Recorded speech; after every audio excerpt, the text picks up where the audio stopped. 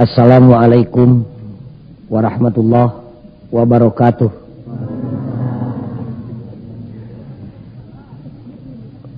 Innal hamdalillah usalli wa usallimu ala Rasulillah Muhammad ibn Abdullah wa ala alihi wa sahbihi wa mawalah.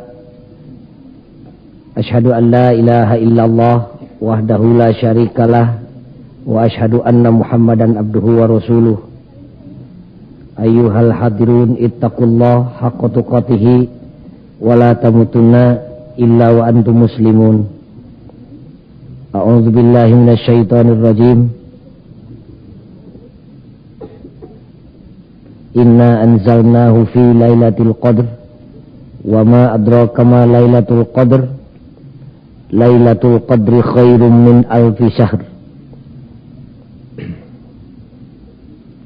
Dina ieu pangaosan disebat nama nuzulul Quran bari tafarukon para santri. Tapi simkuring moal langsung nyarioskeun ngabahas masalah lungsurna Al-Qur'an.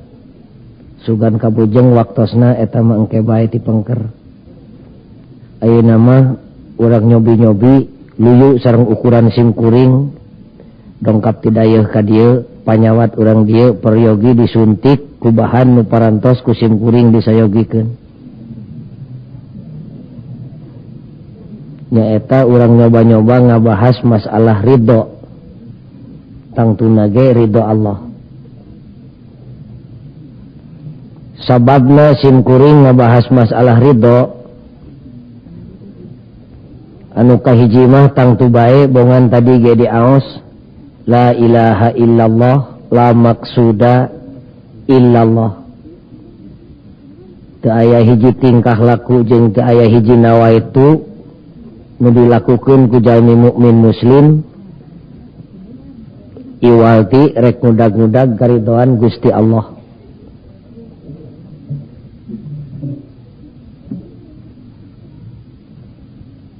Eta nu kahiji. Nu kadua pangna simkuring ngabahas ridho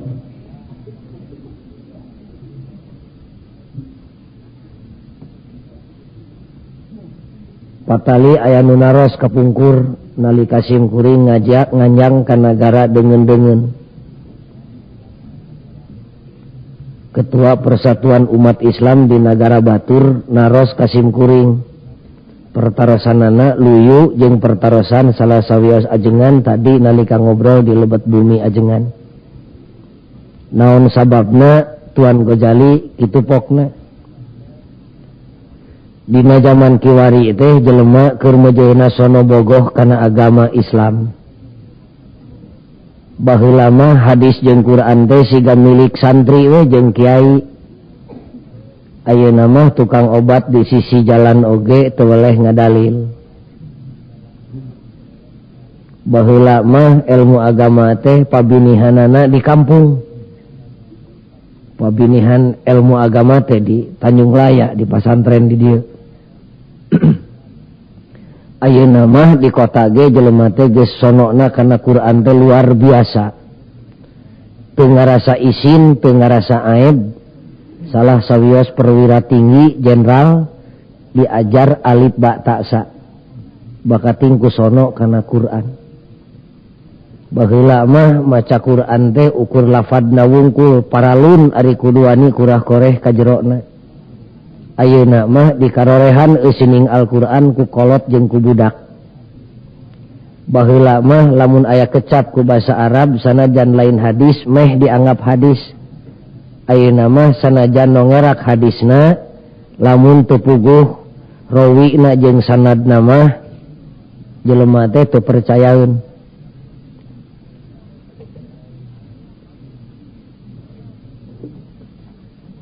Tegasna dina danget kiwari teh jelema keur mejeuna sono bogoh kana Quran.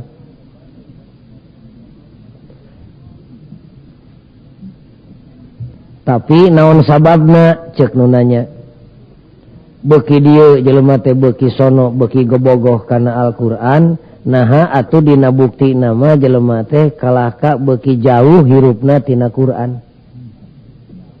Qur'an nama pada maca ku sararea tapi anak geus diguar eusina bari ngarupakeun parentah atawa panyarek, jelema teh kalah ka beuki tararik lumpat ninggalkeun Quran.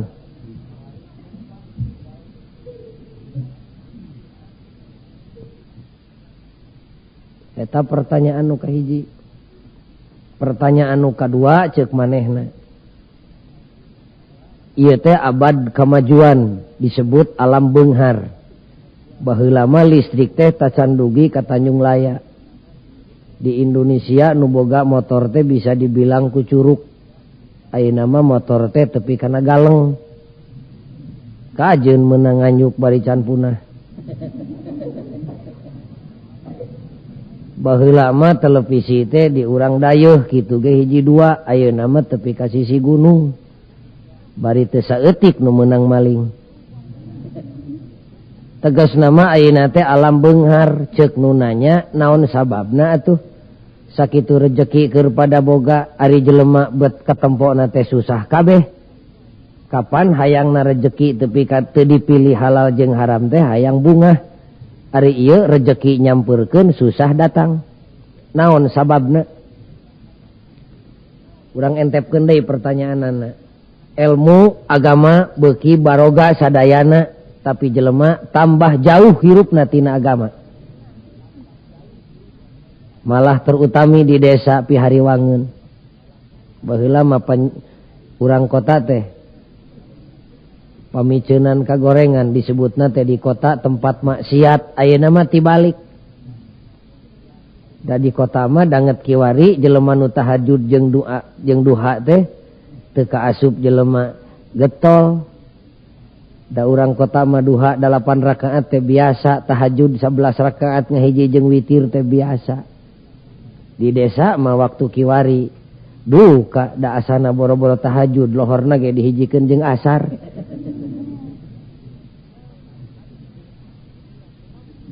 Naon sababna? Kusim kuring dijawab sababna teh seueur pisan, jawabanana teh aya jawaban lahiriah, aya jawaban hakekiah. Jawaban lahiriahna mah tong diguar di dieu, eta mah bagian di fakultas. Di dieu mah urang ngajawab bae jawaban hakekiah nu patali jeung ieu pangajian. Nu jadi sabab pokona mah ceuk sim kuring, lantaran manusia dina zaman kiwari, manusia sajagat. Kade ulah nyari ati urang dieu, sajagat ieu mah. Ti wetana semet paranti bijil panon poe, ti kulona semet paranti surup panon poe. Dina danget kiwari manusia teh rata-rata keur kaleungitan eusi hate. Urang Cicalengka mun disebutkeun leungit eusi hate moal pati nyeri. Da make bahasa diplomasi. Bahasa dibungkusan, mun dibodaskeun masih kusim kuring kakara ngagibeg.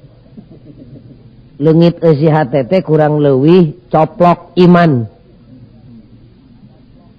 Salangit teh manusia ayeuna teh.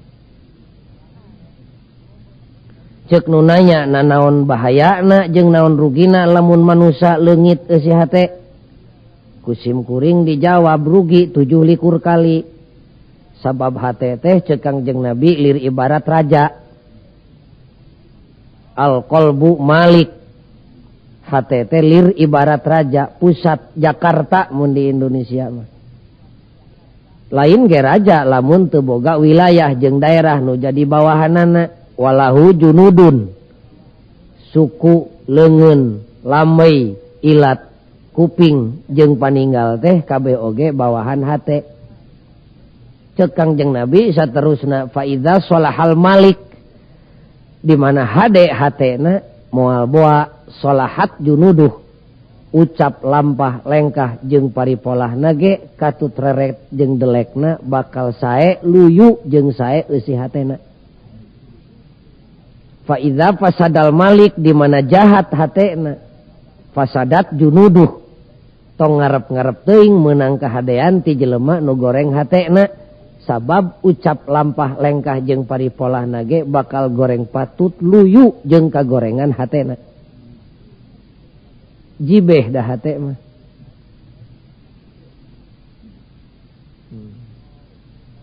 Eta bahayana teh.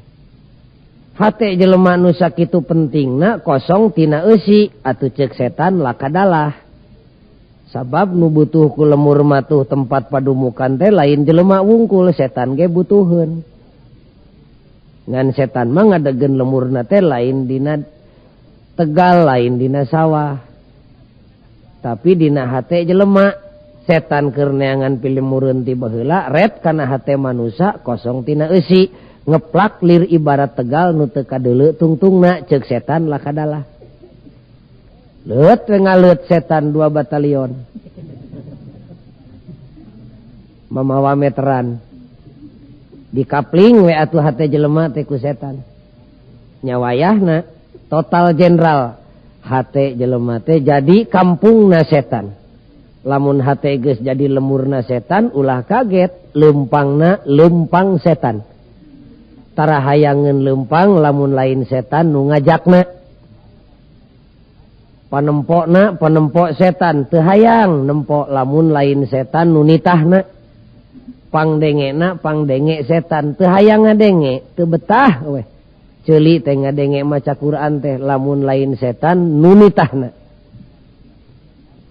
Barang dahar panitah setan teu hayang barang dahar lamun lain setan nu ngajakna. Quran digorowokeun dibaca jaba alus sorana jaba hade bacaanana jaba nyaho kana eusina da teu kadengeun teu betah we rungseb kana ceuli teh. Naon sababna? Kapan setan teu betaheun ngadengekeun Quran. Numawi kabarudak ngora bisi hayang nyaho eusi hate jelema entong tuang toong kana bujalna hese. Tempo we tingkah lakuna da tingkah laku teh gambaran tina hate. Tah numawi ulah cekcok teh bisi panitah setan eta teh cekcok teh. Kitu jawaban simkuring. Kanu nanya. Cek nu hadir di dieu nya atuh buru-buru naon eusi hate nu leungit teh da abdi mah teu rumasa leungit eusi hate. Da hate abdi mah eusi kan tenan we eusi. Hate urang ayeuna ngan lain eusi nu pantes dieusikeun. Da eusi nu pantes dieusikeun kan hate mah ngacleng ti bareto. Nya naon buru-buru atuh pagojali eusi hate nu leungit teh. Naon rupana jeung sabaraha rupa? Teu loba ngan 3 rupa. Nu kahiji eusi hate kaum muslimin nu zaman kiwari leungit teh. Raditu billahi robba. Hiji tah. Nu kadua wabil islami dina. 2 tanu leungit teh. Nu katilu wabi Muhammadin nabiyya wa rasula. 3 tah. Ku kiai baheula masok dituluykeun wabil Qur'ani imama wa hukma. Berat teuing tapi kadinya mah. 3 nu leungit teh. Kasim kuring aya nu buncelik harita keneh. Teu rumasa leungit pagojali 3 kecap nu tadi mada abdi ge apal ti bubudak ge diajar. Ceuk sim kuring kan tenan we tina bibir mah teu leupas. Da ngacelengso teh tina hate. Nu matak abdi mah tina hate ge teu rumasa leupas da unggal poe ge diwiridkeun. Ta bisi nu hadir di dieu sami jeung nu nanya ka sim kuring kapaksa urang sundakeun bae tah raditu billah teh. Da loba jelema nu teu rumasa leungit dumeh katalar. Disagedengeun katalar kawasna bae teu rumasa leungit teh dumeh make basa Kangjeng Nabi. Ku basa Arab. Jadi teu karasa leungitna. Da asana mun disundakeun mah ebreh pisan leungitna teh. Mangga urang make basa Tanjung Laya. Raditu billahi robba nun Gusti. Jisim abdi pasrah, jisim abdi ikhlas, jisim abdi rela, jisim abdi ridho di pangeranan ku Allah. Geus leungit ta tepi kadinya. Encan da moal hadir ka dieu lamun teu ridho di pangeranan ku Allah. Nu mana atuh nu leungitna? Engke heula urang papai. Abdi Gusti ridho di pangeranan ku Allah. Pangeran nu mana? Pangeran nu ngaranna Allah. Kumaha dituna nun Gusti jisim abdi teu ridho ka bina-bina, bahasa kasar nama teu sudi abrig-abrigan mun nu mangeranan jisim abdi teh lain Allah, da abdi mah ridho sote di pangeranan ku pangeran nu ngaranna Allah. Allah nu mana? Nu ahad, nu ngan hiji-hijina teu hayang teu sing boga pangeran loba. Kumaha mun pasea pan pangeran teh gagah, pasea nu gagah mah bakal ucutan kabeh.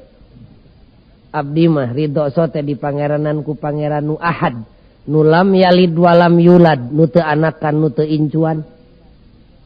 Teu hayang teu sing boga pangeran nu loba anakna. Boro-boro loba boga anak hiji ge teu ridho. Rugi ibu boga pangeran nu boga anak mah. Usum urang barang penta da memehnya ah ka batur teh meureunnya ah ka anakna heula. Allah nu teu anakan nu teu incuan, nu la ta'khuduhu sinatu wala naum. Abdi mah ridho sote di pangeranan ku pangeran nu ngaranna Allah, nu tara kaeuntepan ku panyakit nunutan kajeun saluk. Teu hayang teu sing boga pangeran nu sok sare. Rugi usum ngadoa abdi manehna keur malor. Da pangeran abdi nu ngaranna Allah mah tara kaancikan ku panyakit nunutan kajeun saluk. Ruksak jagat mun Allah nunutan. Pan bejana Nabi Musa kungsi dicoba. Bisi maneh teu percaya jeung can yakin yen Allah tara nunutan pek cekel Musa ta botol ku maneh ngantong sare. Pan nyekel botol teh Nabi Musa teh molotot atuh da jelema nya jurig tunu teh pan euteup kana tarang. Lain nunutan gebro we botol naragrag ceuk pangeran tah tempo mun kami nunutan saluk ucutan jagat.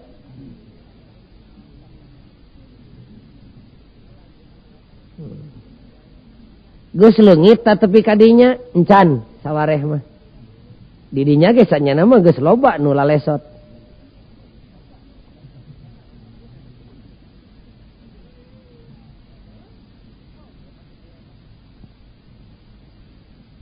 Enggak, udang teraskeun. Anu mana atuh pagojali nu leungitna? Ke karek tah hiji. Bieu teh nyebutkeun ridho di pangeranan ku Allah. Ari ngomong teh boga konsekuensi ceuk urang dayeuh mah. Boga akibat cara dahar ngomong teh. Di mana dahar seubeuh aya akibatna, WC bagianana. Cara sare dahar teh. Di mana lalaki sare jeung awewe aya buahna bareuh beuteung.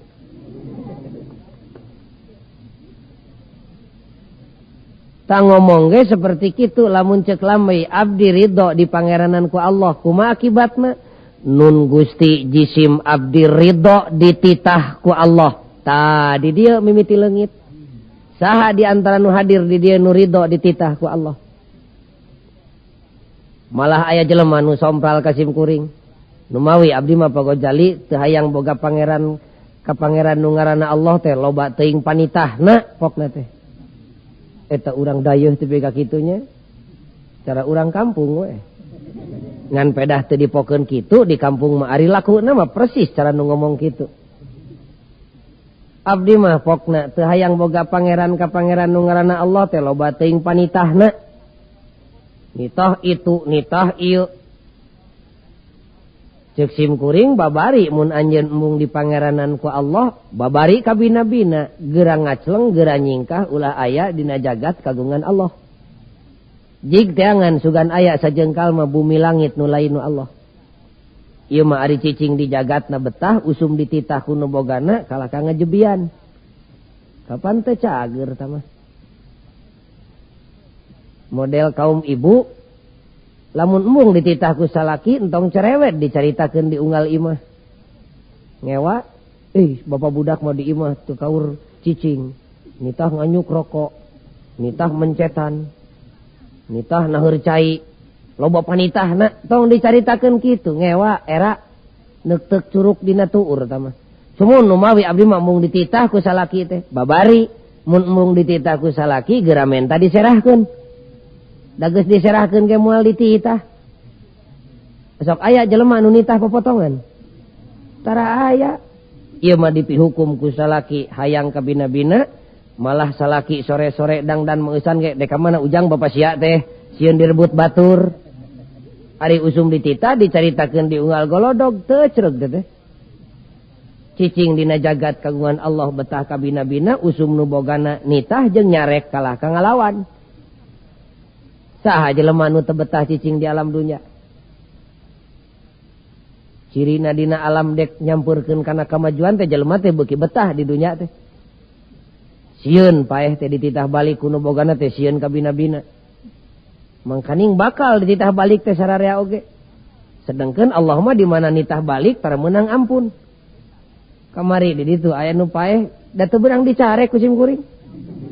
Cen teh tong waka atuh mang ngoloyong we terus.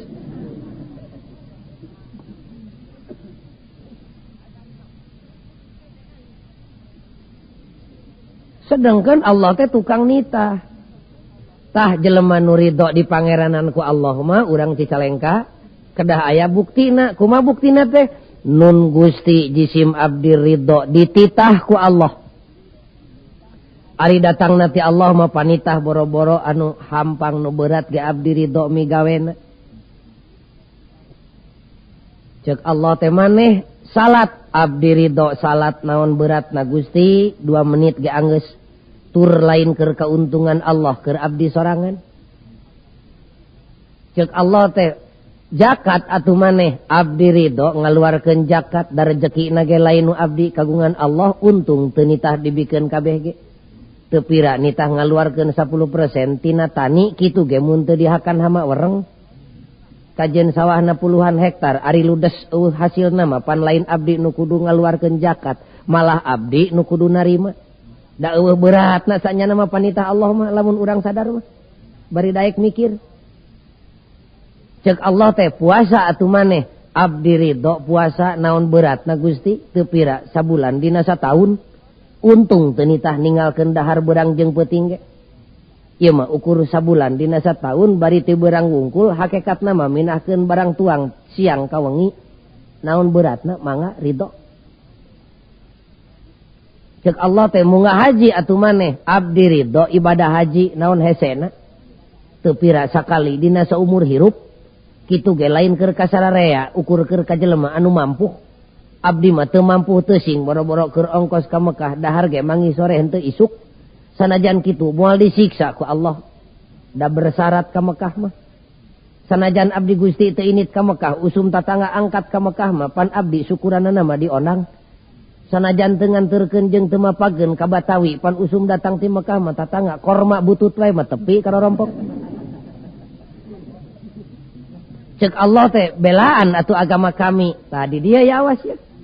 Abdi ridho melaan agama Gusti. Kunaon Gusti melaanana? Ku duit nu aya di maneh. Kop keur masjid, keur madrasah, keur pasantren, keur yatim, keur piatu, mangga da rezekina ge lain nu abdi.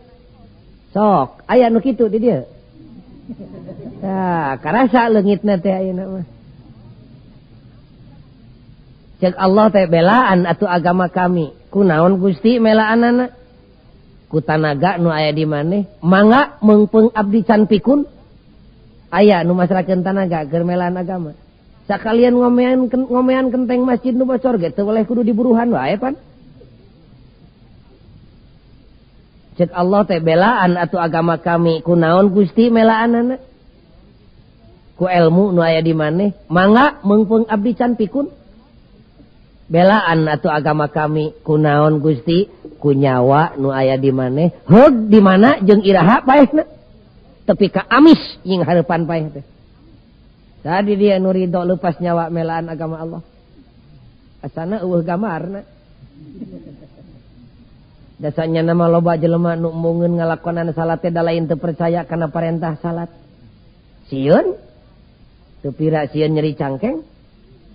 Boro-boro leungit duit jeung leungit nyawa, panyakit cangkeng euteup geus keung.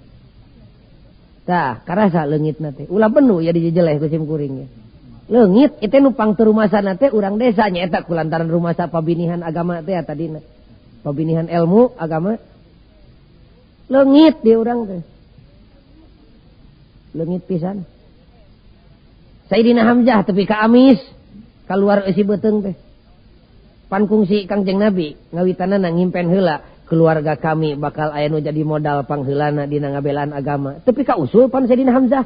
Mun tiasa mah ya Rasulullah usulkeun jisim abdi wae nu pangpayuna. Tapi ka kitu. Sayyidina Hamzah teh anu dijarahan ku urang di Uhud. Sim kuring kapungkur tuh sareng Mang Haji jarah dirinya. Nginghat jelema teh urang Indonesia teh. Calon jamaah haji anu di Madinah di payunan Rasul jeung di payunan Uhud teh nginghat. Cete kunaon Mang mani cerik teh ka bina-bina teuing ngangres abdi ningali suhada mulia Sayyidina Hamzah. Wani nurutan kitu wantun ceuk sim kuring sanyana sumuhun di dieu wani ieu teh meureunnya da tepi ka Indonesia mah boro-boro wani kitu. Bet nurutan nyuguhan semah gitu pati hayang pan. Huap semah teh dikontrol unggal kecap jeung unggal huap. Mangga bari direretan bobokona bisi dekok.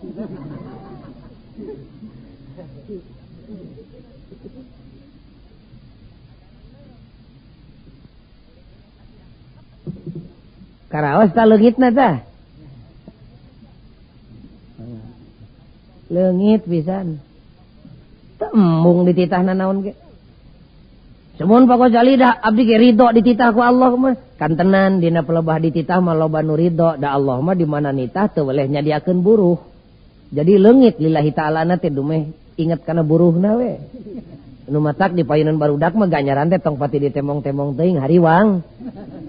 Bisi ngagajleng ibadahna teh tina nawaitu lillahi ta'ala kana jual beuli jeung pangeran. Tapek maca salawat sakieu engke bakal babari boga salaki. Geredeg maca salawat aya ribuna.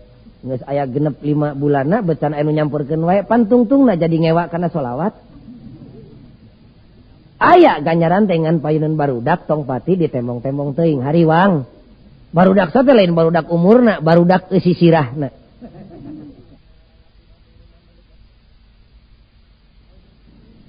Kaum muslimin anu mulia. Jadi cirina jelema nu ridho di pangeranan ku Allah mah ridho dititah. Semuhun lah ridho abdi ge dititah mah teu kaci teh. Lamun teu ridho dicarek. Sedangkan Allah lain wungkul tukang nitah, tukang nyarek. Ta jelema nu ridho di pangeranan ku Allah mah nun Gusti jisim abdi ridho dicarek ku Allah. Asal Allah we nu nyarekna. Boro-boro kana perkara nu pait sanajan amis ari Allah mah nu nyarekna abdi ridho ninggalkeunana. Aya nu ridho dititah jeung dicarek. Wah. Ceuk sim kuring ge eueuh gamarna. Ceuk kaum ibu teh abdi teh resep Gusti ari nyaritakeun mitoha teh. Nyada awewe mah di mana-mana jeung mitoha teh siga ucing jeung beurit nya. Lamun teu nyaritakeun kegorengan mitoha samenit teh awewe mah lolobana tepi ka oyak bibir teh. Awewe di dayeuh mah ari di kota mah teu kabilang nu kitu teh. Di desa mah.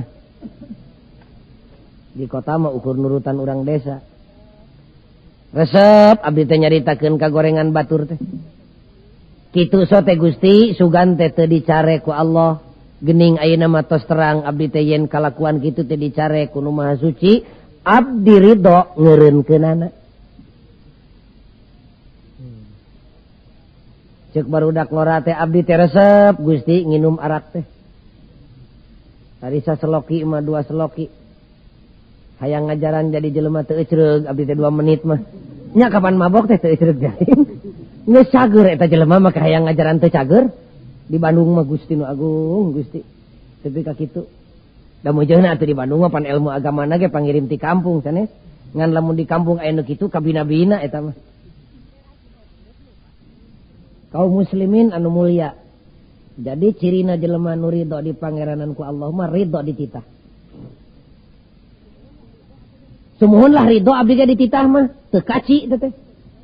Lamun teu ridho dicarek. Sedangkan Allah lain wungkul tukang nitah, tukang nyarek. Ta jelema nu ridho di pangeranan ku Allah mah nun Gusti jisim abdi ridho dicarek ku Allah. Asal Allah we nu nyarekna. Boro-boro kana perkara nu pait sanajan amis ari Allah mah nu nyarekna abdi ridho ninggalkeunana. Aya nu ridho dititah jeung dicarek. Wah. Ceuk sim kuring ge eueuh gamarna. Cek kaum ibu teh abdi teh resep Gusti ari nyaritakeun mitoha teh. Nyada awewe mah di mana-mana jeung mitoha teh siga ucing jeung beurit nya. Lamun teu nyaritakeun kegorengan mitoha samenit teh awewe mah lolobana teh ka oyak bibir teh. Awewe di dayeuh mah ari di kota mah teu kabilang nu kitu teh. Di desa mah. Di kota mah ukur nurutan urang desa. Resep abdi teh nyaritakeun kagorengan batur teh. Kitu so teh Gusti sugan teh teu dicare ku Allah. Geuning ayeuna mah tos terang abdi teh yen kalakuan kitu teh dicare ku Nu Maha Suci, abdi ridho ngeureunkeunana. Ceuk barudak ngora teh abdi teh resep Gusti nginum arak teh. Tadi saseloki mah 2 seloki. Hayang ngajaran jadi jelema teu ecreug abdi teh 2 menit mah. Nya kapan mabok teh teu ecreug jalin. Geus cager eta jelema mah hayang ngajaran teu cager. Di Bandung mah Gusti nu agung Gusti. Tapi ka kitu. Da mujeunna atuh di Bandung mah pan ilmu agamana ge pangirim ti kampung sanes. Ngan lamun di kampung aya nu kitu kabina-bina eta mah. Abdi mah kitu sate Gusti sugan teh teu dicare ku Allah da abdi mah teu terang ayeuna mah geus terang geuning Allah teh nyarek abdi nginum arak teh abdi ridho ngeureunkeunana. Da jelema nu ridho di pangeranan ku Allah mah mun ngalakukeun goreng teh da lain lantaran rek ngabantah kana aturan Allah. Teu nyaho we model urang Arab sabada Nabi narima wahyu terus Nabi ngajarkeun salat terus hijrah ka Madinah. Kapan harita can aya larangan nginum arak, can aya larangan ngadu, can aya larangan utang itung, can aya. Atuh sahabat teh lolobana nu resepkeun nginum arak mah ngagelegek we 7 drum sakali nginum. Meureun. Kangjeng Nabi satuju teu satuju ka bina-bina, dicarek teu dicarek ku Nabi dan Nabi mah tara nyarek, ari Allah can nyarek mah. Ngan Kangjeng Nabi teh ngeluh ke Gusti abdi teh teu resep nempo umat abdi Gusti nginuman nu karitu patut. Eta jelema geus cager bet ngaradak hayang teu cager. Jerut we turun panyarekna innamal khamru wal maisir wal ansabu wal azlamu rijsun min amalis syaiton. Bejakeun ku Kangjeng Nabi ka sahabat reketek harita keneh eureun. Eureun ngadadak harita keneh bari sing jarungkal tobat ceurik lahir batin. Ngan teu dihampelas we peujitna ge. Baka tingku sieun aya tapakna. Tepi ka segruk ka Kangjeng Nabi, "Ya Rasulullah, mangkaning abdi tukang kikituan teh. Kumaha ayeuna geuning Allah bet nyarek?" Kumaha ceuk Nabi? "Keun bae nu ka tukang mah da pan Allah can nyarek." Da aturan Allah mah tara berlaku surut. Poe ieu datang larangan, ti poe ieu ulah migawe. Poe ieu ngarti, ti poe ieu kudu migawe. Nu ka tukang mah teu diitung, dipupus we ku astagfirullahaladzim. Kade cek Allah teh eta arak eta ngadu tugah teguh kana piuntungan jeung pirugieun batur borosot boga anak wah irung potongan kieu mah ieu mah pi RT-eun wah ceuli rebing kieu mah ieu mah pi jenderaleun pi beunghareun pi miskineun kalakuan kitu teh eta teh dicare ku Allah eureun harita keneh cek Allah teh eta teh min amali syaiton pagawean setan lumayan Pak Haji lamun pagawean me we nya lumayan. Lamun cek Allah teh kade nginum arak jeung kitu peta teh min amalil me lumayan tah mah. Ieu mah pagawean setan. Dasanya nama boro-boro pagawean setan atuh. Pagawean orok we dipegawe ku aki-aki da moal pantes. Kapan orok teh sok ngempeng lain. Tapek isuk injem empengna pake ka Cicalengka. Make oto, make kodok, make cawat heug ngempeng aki ka Cicalengka. Ya aku teu disurakan ku barudak. Cacak pagawean jelema lantaran teu sadarajat jeung teu samartabat dipake kudu teu sadarajat teu pantes. Komo pagawean setan. Lamun dina hate geus boga modal ridho dititah ridho dicarek ku Rabbul Alamin, kadituna mah babari dina hirup kumbuhna mah. Ceuk basa urang kota mah dalam konteks sosial mudah sekali. Gampang pisan. Dina hirup kumbuh nama eta mah eueuh bedana cara mobil we dina greg hayang gancang mah prekeun mesin lepaskeun persneleng tinggal kuat we nyekel setir tepi kalimbangan ngagorolong tah mah babari teu kudu capek hansip mambatahan teu kudu polisi ngudag-gudag jelema nu teu ecreug teu kudu ajengan tepi ka ngorok ngajak bager jeung nyarek salah. Eta mah karinoelan jelok ditoel jelok kana hideng teh babari. Babari kumaha kari ngagorolongkeun da geus boga modal ridho dititah ridho dicarek kumaha kadituna nun Gusti jisim abdi ridho nyarek batur. Nu hadir di dieu ridho nyarek batur. Ridhonya nyarek manaon susahna. Nu ridho di pangeranan ku Allah mah lain ridho nyarek batur wungkul tapi ridho abdi Gusti dicarek ku batur. Asal nu nyarekna we bari panyarekna cocok jeung dauhan Gusti Allah. Boro-boro bijil ti jelema tangkal kai nyarek salah ka abdi didenge ku abdi. Asal eta omonganna cocok jeung dauhan Allah. Boro-boro bijil tina sungut jelema tangkal kai oge digugu. Pan urang mah lain lamun budak negor ka kolotna teh bah eta teh lepat abdas kitu peta teh cucungik sia budak ololeho pan kitu lin. Tara kitu jelema nu ridho di pangeranan ku Allah mah. Ridho pisan. Boro-boro bijil tina bibir jelema kajen bijil tina bujur hayam ari enog rontok. Kajen bijil tina bujur widadari misalna ari hitut cocokan irung. Ngan moal aya widadari hitut. Da suci tama. Ridho nyarek ridho dicarek, ridho negor ridho ditegor. Abdi Gusti ridho narima pamere ti batur. Ridho ibu dibere ku batur. Ridho naon susahna nangkarakeun leungeun. Teu kaci teh ridho kieu wungkul mah kudu ridho kieu. Abdi Gusti ridho dibere batur, abdi ge ridho mere batur. Abdi ridho narima pamere, abdi ge ridho ngaluarkeun perkara pikeun kabungahan batur. Abdi ridho nyalahkeun batur, abdi ge ridho disalahkeun batur. Asal nu nyalahkeunana bari nyalahkeunana teu patukang tonggong jeung dauhan Allah Rabbul Alamin. Sok pilihan dah aya nu nyesa dina hate hiji mah. Asana mah ludes asana mah. Ningali gamarna siga kieu mah. Dah hadir ka DG tadi simkuring sakitu jauh paneula simkuring beda sajam jeung mustamina teh.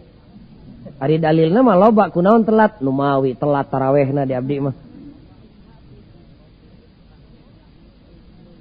Sumuhun lah pagojali cerewet-cerewet deing enjing mah abdi ge bade ridho seperti nu bieu teh ya. Nya hatur nuhun pabeureun ridho ti bareto encan. Niat-niat atuh ti ayeuna. Nya edek isuk mah waspada ka para santri. Sing jadi mubalik nu mampu engke mereskeun masalah ieu. Waspada. Sabab loba jelema nu nawaituna rek mikaridho Allah tapi lain dina jalan nu dipikaridho ku Allah. Tungtungna mah tinimang meunang pala kalah kapalu. Mangkaning ayeuna usumna. Pan kitu ngomongna teh. Cerewet deing lah. Pokona mah nyembah we ka Tuhan Yang Maha Esa.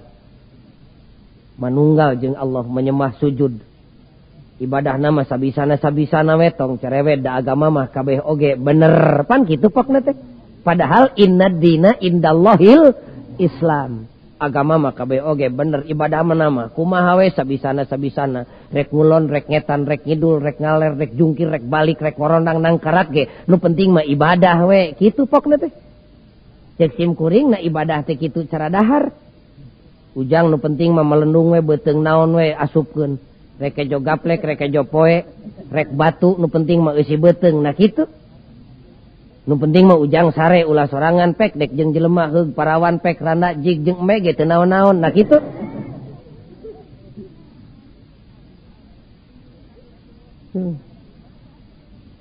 Cuman kada kumaha tuh abdi ari rek mikaridho Allah teh supaya dina jalan nu dipikaridho ku Allah. Ulah keung. Jut we pangeran nurunkeun agama pinilih meunang milih anjeunana ceuk pangeran teh ulah ragu-ragu yeuh innad dina indallahil Islam gubrag we lungsur agama Islam ceuk pangeran teh bisi maneh rek mikaridho kami kade ulah kaluar dina jalan nu dipikaridho ku kami nyaeta agama nu meunang milih kami Islam ngaranna. Anak gubrag teh Islam lungsur ke alam dunya katarima ku jelema nu geus boga modal dina hatena ridho di pangeranan ku Allah ridho dititah jeung dicarek. Teu hararese datangna Islam teh dirawu dipangku dipikasono dipikabogoh disambut ku lahir jeung ku batin ku macet bibirna wabil islami dina osok aya nu nerangkeun kieu teh osok tara Cek bibirna teh wabil islami dina. Kumaha cek hatena? Nun Gusti jisim abdi ridho di agamaanku Islam. Kumaha kadituna? Abdi ridho dititah jeung dicareku Islam. Ari agama Islam mah nu nitah jisim abdi boro-boro nu hampang sanajan berat abdi ridho migawena. Ari bijil tina agama Islam mah boro-boro nu amis sanajan boro-boro nu pait sanajan amis karasana ngeunah ku abdi. Lamun agama Islam nu nyarekna abdi ridho ngeureunkeunana. Mangkaning agama Islam teh agama nu pangcerewedna, jaba cerewed teh colonos. Cara ucing ari asup teh tara bebeja. Agama Islam ge kitu. Colonos ka mana-mana, nutur-nutur di mana amprok jeung salah, teu pilih bulu, teu panca kaki, teu ka santri, teu ka kiai, teu ka kopral, teu ka jenderal, mun katempo salah kontan nyarek. Ih, ngeunah we, da ridho kanu ngirimna. Ari pangirim tinu dipika ridho mah tinu dipika cinta boro-boro perkara anu ngeunah, nu teu ngeunah ge ngeunah we tinu dipika cinta mah. Pamere ti kabogoh ngeunah we. Pan ieu aki-aki nu hadir di dieu teh piraku keur ngora mah teu kungsi bobogohan nya. Ngan beda bobogohan kolot baheula jeung budak ayeuna. Da kolot baheula mah bobogohanna teh paling minangka pangroyalna teh dina antara galeng jeung galeng. Siligupai ku carecet baheula mah.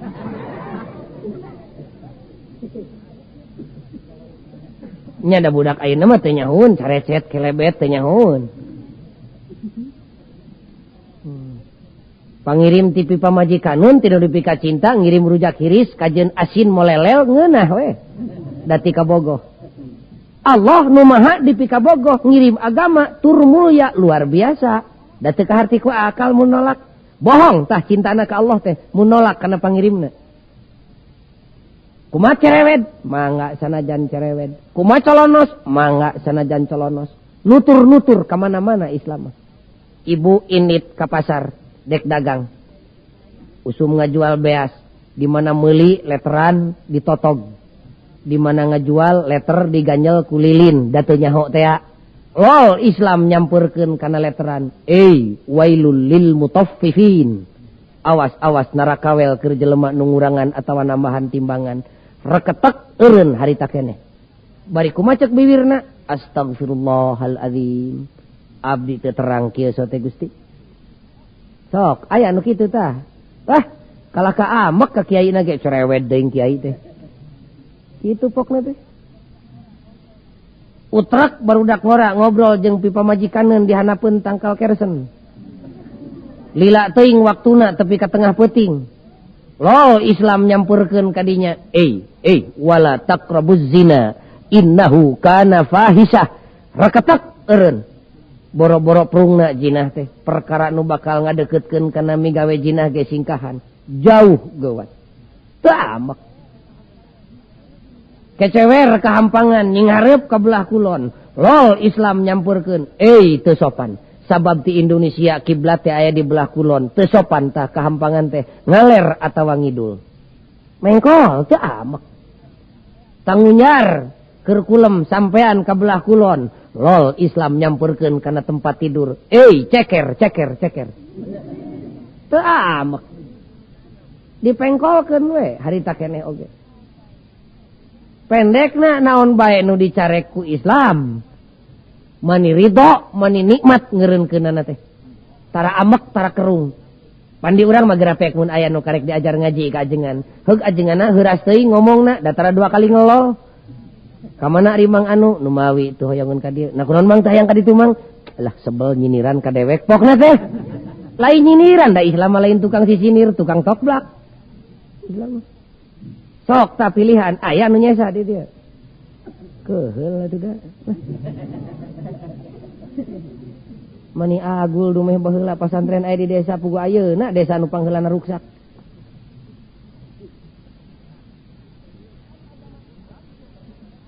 Ari agama Islam sumberna teh Al-Qur'an. Kalamullah disebutna ge.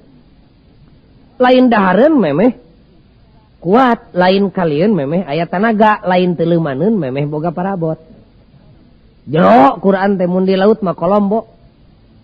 Teu dicarek neuleuman Qur'an, malah sok aya jelema kiai baheula mah licik sok hayang nyaho Quran teh sorangan we abdi meuni teu meunang neuleuman eusining Al-Qur'an. Kaliru tah ngomong teh. Pugu ulama baheula ngamuk ka jelema nu teu resep neuleuman Quran. Ngan kiai baheula ngawawadianan. Waspada bisi rek neuleuman eusining Al-Qur'an siapkeun alat-alat perlengkapanana. Teuleum di laut nu jero teu mawa parabot mah atuh cilaka. Balikna teh insyaallah moal bisa diajak ngomong. Baeud we tah mah. Neuleuman Quran teu nyiapkeun alat-alat perlengkapan, wah cilaka tah mah. Cilaka, untung mun cilaka teh dirina sorangan, kumaha mun nyilakakeun batur. Istilah agama mah disebutna teh nyadolun nyamudilun. Dia sesat, ia juga menyesatkan orang lain. Mangkaning ayeuna mun digara gabah barabari ngajawab depan seueurnya pertarosan-pertarosan geuning.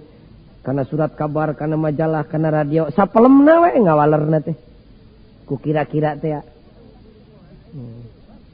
Semua ulah diteleuman, teleuman. Tapi awas alat-alat perlengkapanana. Naon alat perlengkapanana? Teu loba nu pokok mah dua, hiji sadiakeun iman anu kuat.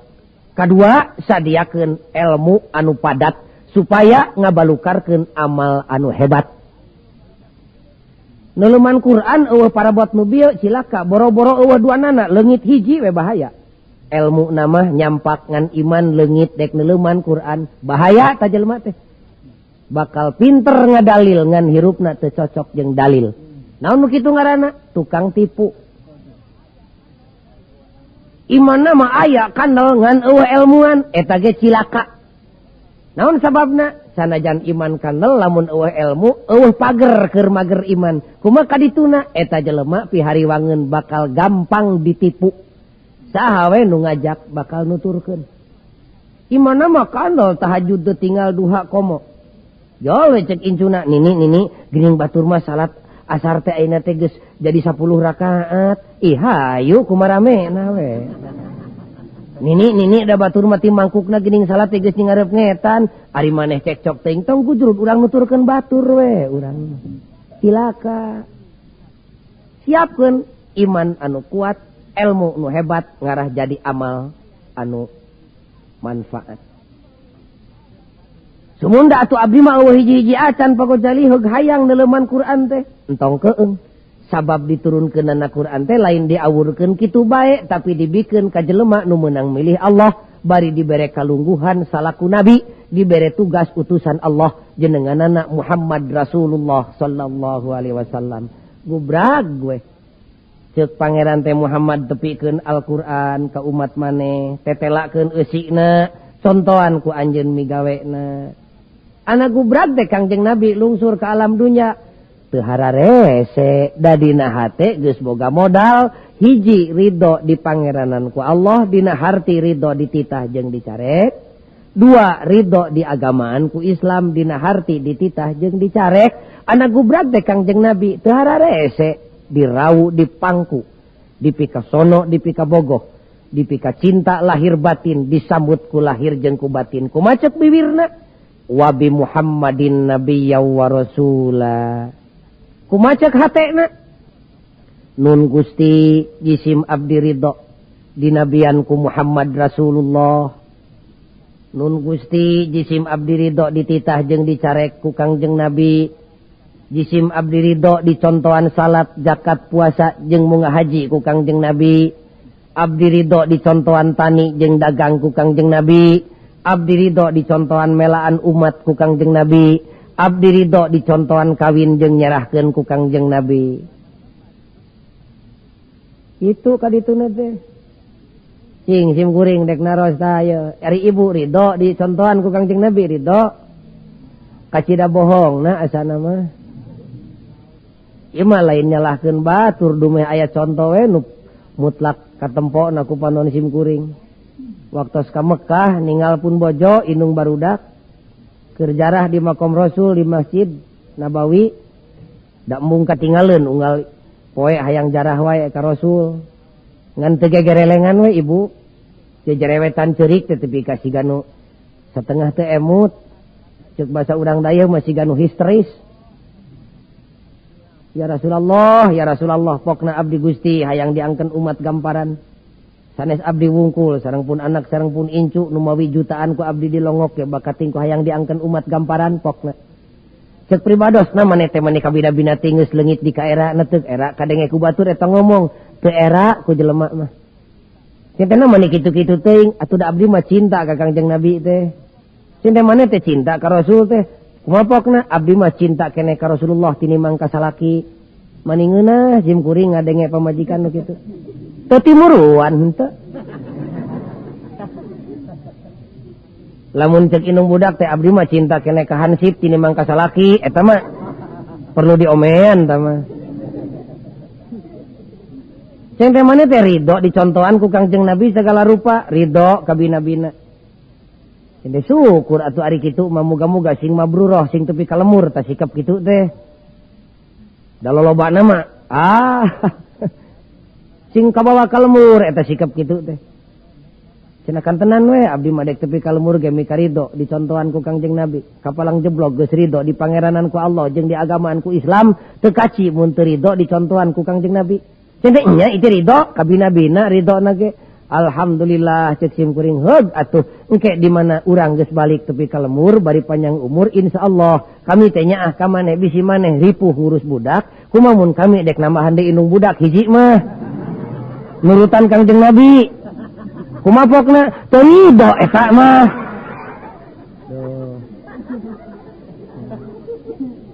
seuceregna teh nya bohong.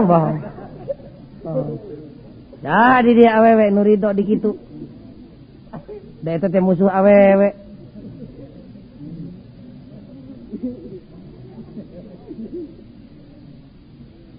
Kaum muslimin anu mulya jadi buleudna jelema nu ridho di pangeranan ku Allah mah kitu buktina teh tah eusi raditu billah teh kitu. Paingan ku santri mah disebutna teh nu bieu teh sigot tasdik.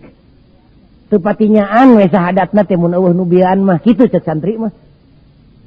Kapan salah sahiji katang tuan sahadat teh kadituna teh kudu tasdik, ari dina tasdik kudu aya 2 syarat, anu kahiji kudu iddian, kudu daek ngaku Allah hiji Muhammad utusanana.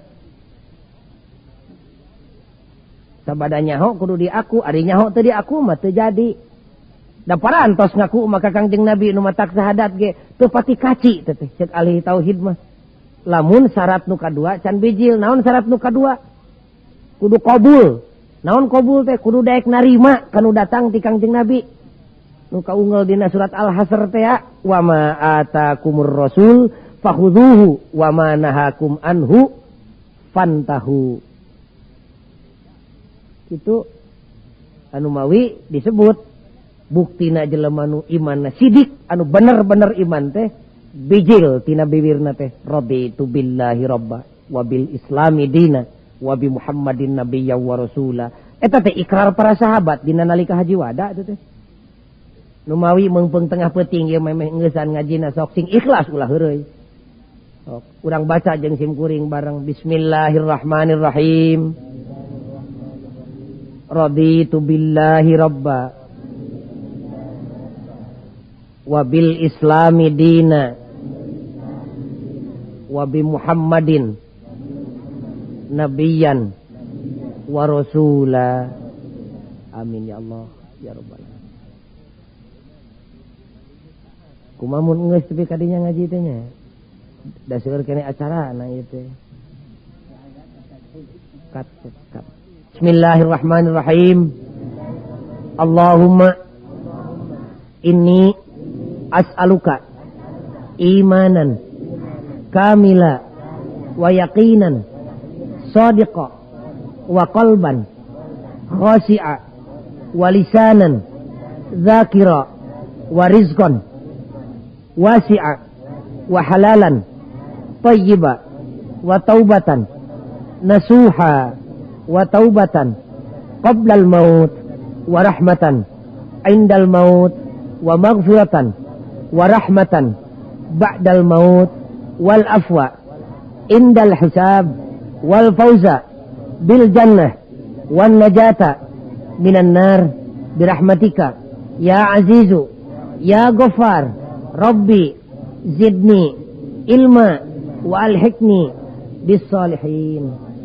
Amin ya Allah ya rabbal alamin. doa pergi tawaf teh eta teh mah nya pan loba anu can apalnya bade teh ka Mekah teh rusuh teuing pan ka Mekah can apal di kodoan we ayeuna ta doa anu bieu Rabbana atina fid dunya hasanah wa fil akhirati hasanah wa qina adzabannar wassalamu alaikum warahmatullahi wabarakatuh.